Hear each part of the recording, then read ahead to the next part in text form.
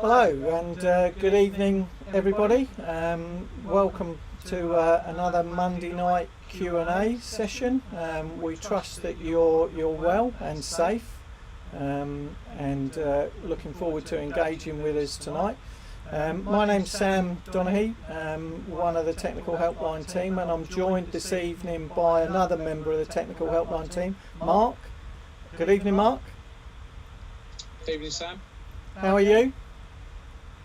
Very well, yes, still observing the government COVID guidelines and staying safe, working from home, like a lot of us. Yeah, very well. Yeah, I think it's kind of unprecedented times for everybody, as per usual. But yeah, we're trying as much as possible to carry on business as usual, whilst maintaining all the safety requirements. Yeah, we hope that everybody else is out there, is safe, and is being able to do everything that they need to carry on with. While we wait for a few people to join in, we'll start off with a question that came in to the helpline. It's quite a simple question, but it's one of those ones that can expand out. So the question that came in was, when I can't meet the ZS of a breaker or a fuse, can I use an RCD for fault protection? So as I say, quite a simple question. What's your initial thoughts on that, Mark? Well, I mean, if you can't meet your ZS for the circuit, then of course an RCD can be used as a means of fault protection. But there's kind of a wider, area that we need to think about. If you look at Regulation 415.1.2, that does say that the RCD can't be recognised as the sole means of protection, and other protective measures have to be in place, specified in sections 411 to 414. But on principle, yes, it can be used. Yeah, so yeah, in principle it can be. For example, in a TT system, you kind of have to use an RCD, don't you? Because it's very unlikely, with the resistance of the earth electrode, that you'd be able to meet the ZS of a breaker or a fuse. But what are some of the other things that you would also have to consider? So ordinarily on a TN system or on any earthing system, your earthing needs to be in place. Bonding needs to be in place where applicable, and one of the basic provisions is sort of insulation of basic insulation of exposed parts. So that's kind of, if you go through section 411 to 414, it gives you the basic sort of requirements for that, as well as having the RCD. I mean, the protective device also needs to be able to protect against overload where applicable, and short circuit, give you short circuit protection, because the RCD won't give you any of that. It will give you earth fault protection, so we still have to make sure that, as I say, the overload and short circuit protection is in place. Oh, okay, yep. So we can do, but as you rightly say, Mark, the RCD will only protect you against earth faults, and we've got to consider how we're going to protect against short circuit and overload. So we're going to need additional devices to do those. Okay. If we've got some issues with the sounds, people are saying that there appears to be more than one mic on, so I do apologise for that. We're trying to resolve those issues in the background. Is the sound any better now? We're getting some indication on the chat. So does that appear to have sorted it? If it has, we'll accept some questions through the chat.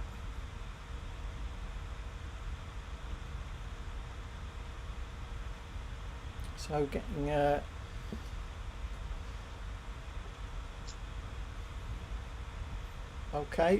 getting a little bit of mixed messages.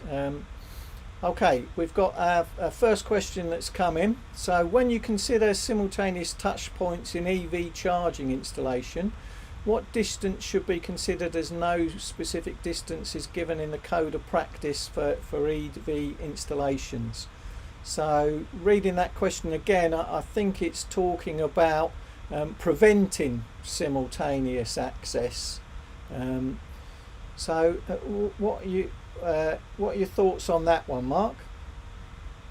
So, I mean, there are distances mentioned in the code of practice, and they mention a distance of sort of 10 meters. You know, you shouldn't be able to come into simultaneous contact between conductive parts connected to a PME earthing system versus conductive parts connected to a TT earthing system. So, and they recommend a separation distance of 10 meters. So clearly that's not going to be practical in every instance. It goes on further when you look into section 722. They quote minimum distances of sort of, I believe it's 2 meters between where the earth rod and where that may come into contact with any underground services. So there's a couple of distances to sort of bear in mind there, but predominantly the simultaneous contact is talking about above ground. I think not being able to contact both those earthing systems. Yeah, and I think the 10 meters, although that seems quite large, I think that's because there's a consideration to think about the lead and the car, so you can actually be quite far away from the charging equipment and still be in contact with the earthing arrangement for the vehicle. So yeah, I think that's why it's 10 meters, which sounds extensive, but that's because you've got to actually include the length of the cable, the length of the car, and then you having simultaneous access. So it's quite a difference. Yeah, and also we're talking, that's where the vehicle's expected to be charged outdoors, of course, because if it was to be inside an integral garage and the charging equipment was inside the integral garage, we're not talking about the same level of risk there. Yeah. Okay, looking at the incoming questions on the chat, we've got another one. Is supplementary bonding required in a bathroom without an RCD? On an EICR setting, if extraneous or exposed conductive parts are less than 50 volts divided by IA. So we look at the first bit part. Is supplementary bonding required in a bathroom? So if we're talking about a new installation, there's no requirement for supplementary bonding, providing you've got main equipotential bonding, it's adequate, and you achieve your disconnection times, and you've got RCD protection for the circuits. So under those conditions, you don't require to put supplementary bonding in. Would you agree with that, Mark? Yeah, absolutely right. There's 3 conditions that can be met under 701, and you've just covered those off, Sam. So there's no requirement for a new installation, and where you've got RCDs protecting the final circuits. So. And then I think from an EICR point of view, because time-wise supplementary bonding was a requirement before RCDs were introduced, so if we're looking at from an EICR point of view on an existing installation, if there's adequate supplementary bonding and no RCD protection, then we would recommend a C3. If there's inadequate supplementary bonding and there is no RCD, then we'd recommend a C2.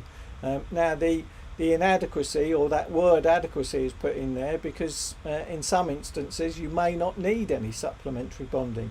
So it does depend very much on what you've actually got in the bathroom as to whether you need supplementary bonding or not. And that's perfectly acceptable if it's adequate. So then the additional protection of an RCD would only be recommended as a C3.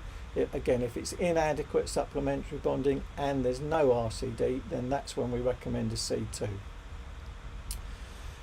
Looking again at the chat, does premature collapse of cables include flexes above a suspended ceiling for light panels 600 by 600? I say yes. Everyone on site says no, because it's more work for them. So premature collapse above a suspended ceiling. What's your take on that, Mark?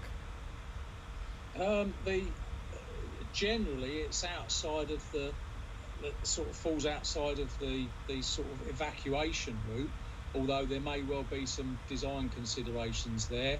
So I mean the cables have to be adequately supported anyway across the ceiling. Standard grid suspended ceilings aren't designed to hold any weight other than, you know, the fittings and the tiles. So you know, it's not good practice to run the cables over the grid, and you know, we'd always recommend that an appropriate support method is put in place. But you know, that could be tie wraps, you know, over the grid, because generally we consider that outside of the fire escape, the fire evacuation route. But if there's any doubt, I'd suggest that you'd speak to the designer of that installation.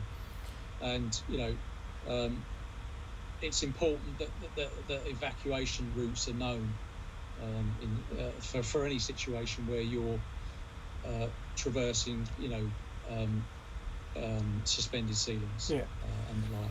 Yeah, so I think, would you say it's fair to say, you know, a typical suspended ceiling just doesn't have the strength because it'll buckle and twist and bend in the event of a fire, and therefore not provide adequate support. But we believe that there is a standard out there for that type of ceiling grid, and it is possible to have a more resistant version. So yeah, it's worth checking out the you know, the rating of the framework that's being used. Okay, looking at more.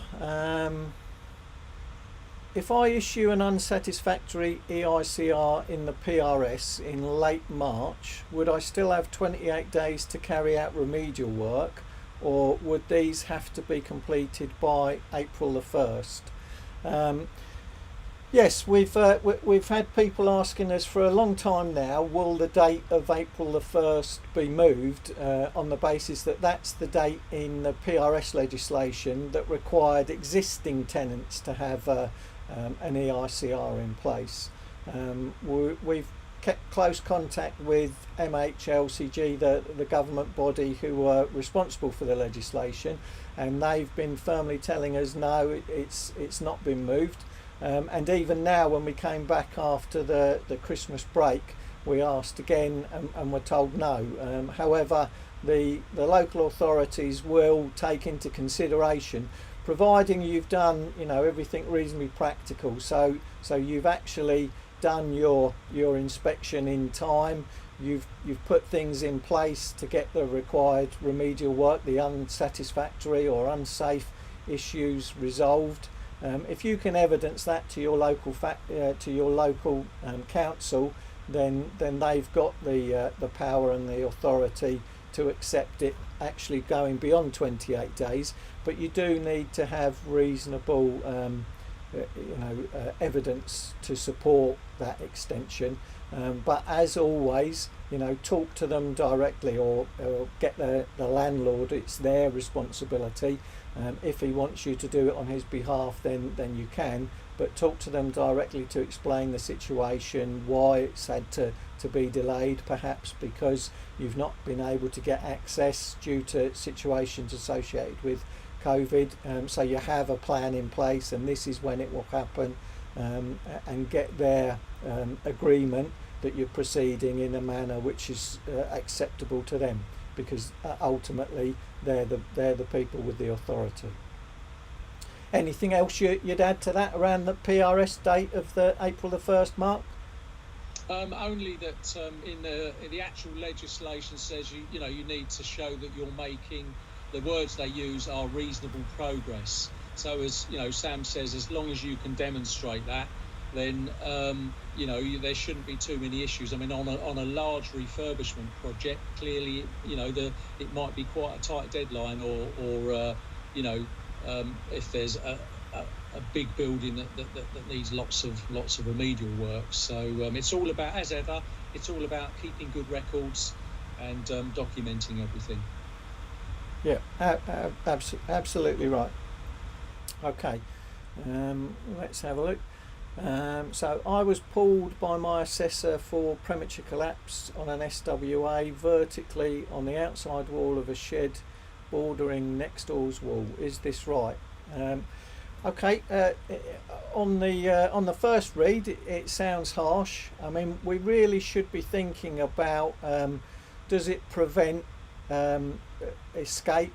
Would it prevent firefighting activities? So if that's in a location that's obviously part of an escape route, somebody's got to actually traverse that alleyway between the two houses, then you do have to consider premature collapse. If it's in a situation where it's not going to prevent evacuation and it's not going to prevent firefighting activities, so for example, if it's in a building void where people don't need to access and it's not a fire risk, then it doesn't need to be considered. So if you look, our interpretation of that requirement is it takes into effect the informative notes around that reg, and that's its purpose. So if you're in a location, for example, that's got a suspended a plasterboard ceiling, typical domestic, then providing the cables are adequately supported above the plasterboard ceiling, we believe the plasterboard ceiling will provide adequate prevention against premature collapse to enable the occupants to escape and to enable the firefighters to continue their activity. So from the initial read, it sounds a bit harsh if it's on the outside of a wall, unless that wall borders an escape route. For example, it's the alleyway between two houses where people would need to get through to escape, in which case then yes, we think you would have to consider premature collapse.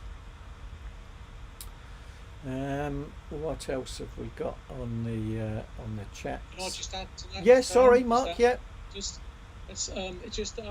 I agree with Sam entirely.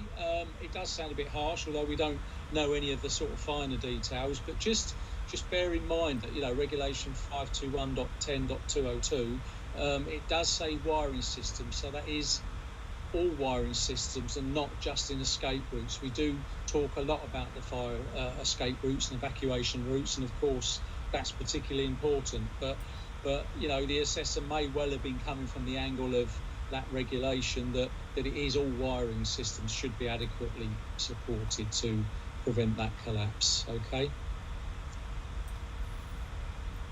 Okay, thanks for that, Mark. Let's have a look.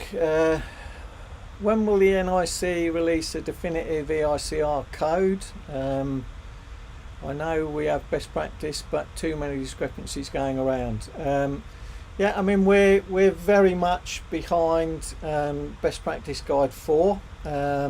It is only a guide because it depends very much on other situations and other conditions within the installation.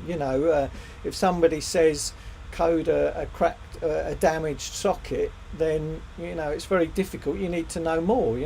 How damaged is it? Are we talking about it's just got a crack, or are we talking about it's got a hole in it where you can touch live parts, or have it's so badly damaged that the earth pin of the plug doesn't go in? So it's very difficult sometimes to give definitive black and whites, and there's there's lots of instances, even in Best Practice Guide 4, where it codes the same situation, a C2 or a C3, depending upon other circumstances.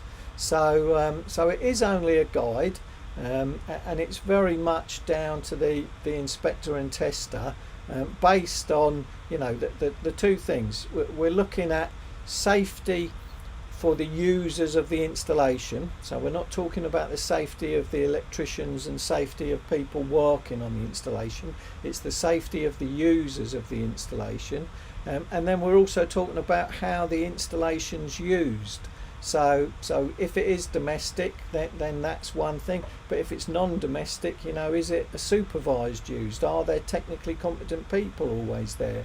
So it's very, you know, there are lots of other things which impact the EICR, because there are lots of other things that impact the safety of the installation. So no, you know, we've got no plans to bring anything else out other than to continue to support and update Best Practice Guide 4, which we still consider, you know, an industry standard document. There's lots of other organisations that are involved with that, and we're trying to continue to develop it, which is why, you know, it's one of the reasons why it does take some time to develop it, because there are a large number of organisations involved.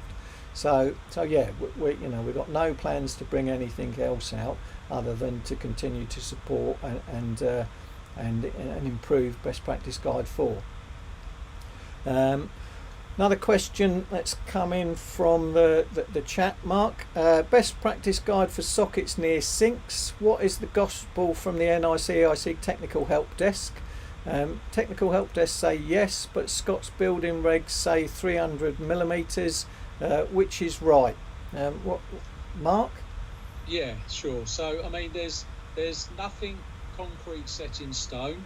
There's a couple of publications that publish guidance. One of those is one of the IET publications, I think, to the building regulations. I think we've even got it in our own guide to the building regs, and it recommends sort of minimum of 300 mil away from the sink, the socket. And if you're over a hob or close to a hob, minimum of 100 mil from the end of the edge of the hob. But you know, as with that type of question, it is down to your assessment as well. I mean, we're fundamentally talking about the environmental impact on those accessories, aren't we? And you know, if you can, the further you can get them away, basically, the better, because they could be impacted by water or by, you know, by steam or heat. So again, the recommended distance is 300 mil away from the sink and 100 mil away from the cooker at least. And also things to take into consideration, like, is the tap a movable tap? Is it a fixed tap? That might help you in certain situations where you've got a really, really small kitchen, for example, and you've got, you know, very limited space to move things around. Yeah, I mean, it's a good point. We get an awful lot of calls more and more from people that have got extremely small kitchens where, you know, it's very difficult to get even 300. As you rightly said, Mark, 300's a guide that's given in things like the Electrician's Guide to the Building Regs. What BS 7671 actually talks about is where you've got electrical and non-electrical services, you have to locate them so that there's no detrimental effect either way. So neither does the electrical system cause damage to the other service, or does the service cause damage to the electrical system. So 300 mil is a good guide, but the 7671 says, you know, distance them and achieve that separation either by physical distance or by physical barriers. So that's another thing. I guess the 300 mil is based around, you know, an appliance with a plug and a fixed lead and it being plugged in, and you don't want to drop it in the bowl of the sink while people have got their hands in that, because obviously that's a shock risk. So that's a consideration. You know, ask the users, what are you going to use that socket for? You know, is it an appliance that could be dropped into the sink? Is it just for intermittent general use? Is it fixed use? And then if it's fixed use, maybe think about, okay, well how about converting that to a fused connection unit and give it some fixed wiring, so that there's no danger of dropping an appliance into the water.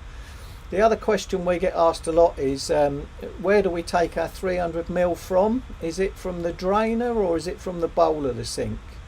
So our guidance is it's from the bowl of the sink, which is where the danger is, unless you've got somewhere else where water could pool, but typically the drainer is there to drain, so you're unlikely to get water pooling there, hence the risk isn't so high as the bowl of the sink. Let's have a look, what else have we got coming through.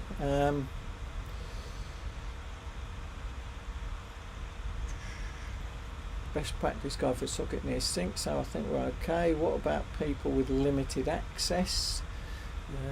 Sockets on new builds. Okay, sockets on new builds, 450 ml to bottom, 1200 to top. However, sockets for appliances are situated in kitchen low level units and no isolators above. So yeah, 450 to 1200 band mark. Tell us about that. Where's that come from, and when is it a requirement and when is it not a requirement?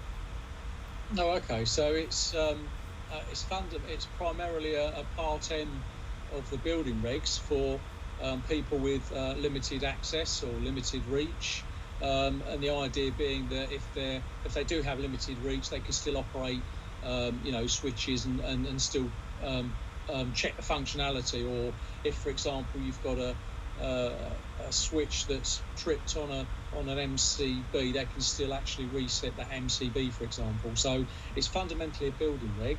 It's a requirement on new builds or new domestic builds or builds that are a change of use, that are undergoing major refurbishment works, may well come under Part M, where there's a building inspector involved.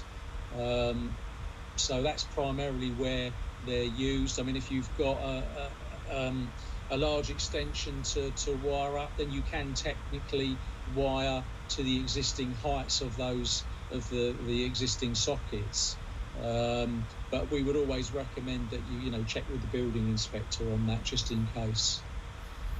Yeah, it is, as you rightly say, Mark. It's a building reg, isn't it? It's not. A lot of people get convinced that it's something to do with BS 7671. It's not. It's Part M of the building regs. On a rewire of an existing property where there's no substantial alterations to the building, so there's no building control requirement. Any requirement to meet that Part M? There isn't. No, there's no. As you said, there's no particular requirement where there isn't. It's subject to building control and building regs. So generally, I ask contractors if there's a building inspector involved, because they won't always know. But you're quite right. On a rewire, that doesn't constitute building work per se. I mean, it's electrical work in conjunction with building regulations. But it does mention in Part P of the building regs, it does mention about accessibility, sockets at switches of fuse boards at between 1350 and 1450 from finished floor level. So as I say, it is mentioned in document P, but it is primarily a Part M reg, so no specific requirement for rewires. But again, it might be a requirement from the client's point of view. So it's one thing us saying it's not a specific building requirement, which it isn't, but obviously you'll need to check with your client on that one as well. Yeah. And time is getting on, so we'll just look at a last one. VIR feeding from the main head to the flat downstairs to the meter in the flat upstairs. What code to be applied? Okay, so VIR obviously gives us an indication of the age of the cable and possible issues with insulation not being adequate. but you know, if you can verify through careful inspection and you can verify through measurement that it is actually still fit for purpose, so you know you're still achieving any insulation resistance requirements, it's not having a detrimental effect on the conductivity of the conductors, then there's no automatic code. You know, we don't code things purely on age. It's all about safety. So do they are they still safe for continued use? If so, then you know there's possibly no code required at all. The other thing that it does give you, it gives you a good indication of the age of the installation, and you might want to factor that in when you come to recommend the next date for inspection, because obviously as things do get older and older, deterioration rates increase, especially with use, and insulation resistance on cables would be a good example of that. So a little bit more inspection and test required first before you can code that, because as I say, you know, if the VIR cable is in good condition, may not be a code at all. Obviously, if the insulation's failing to the point where exposed live parts are exposed, then it could be a C1. But there's no, you know, this is another one of those things where you won't find VIR cables given a code in Best Practice Guide 4, because it's dependent upon the condition of the cable and not purely the type and its age. Anything that you'd add to that, Mark? Only except that I think you're quite right. I mean, where practicable, you really want to be able to carry out an insulation resistance test, because that will give you an awful lot of information. And at the same time, if you can inspect the terminations, because if there's obvious signs of crumbling at terminations, then that can tell you an awful lot. And also, taking a photograph will go an awful long way on your condition report as well.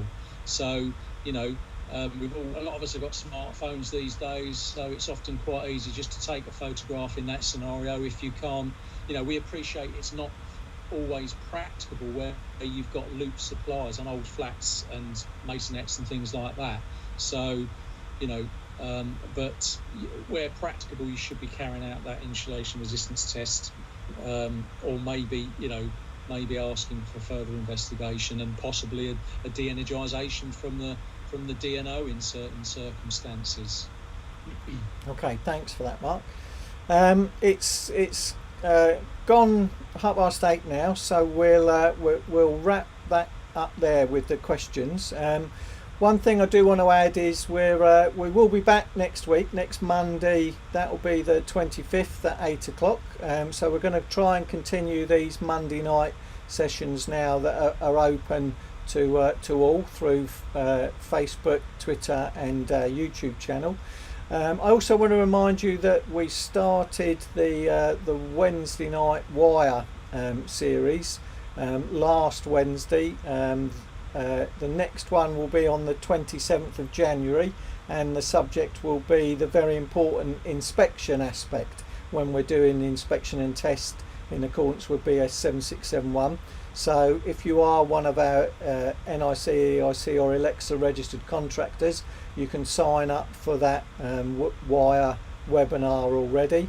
If not, we hope to hear you or hear from you next Monday at 8 o'clock. Thanks very much for attendance tonight. Apologies for the technical errors at the beginning, and I believe some that might have continued on. We'll try and iron those out.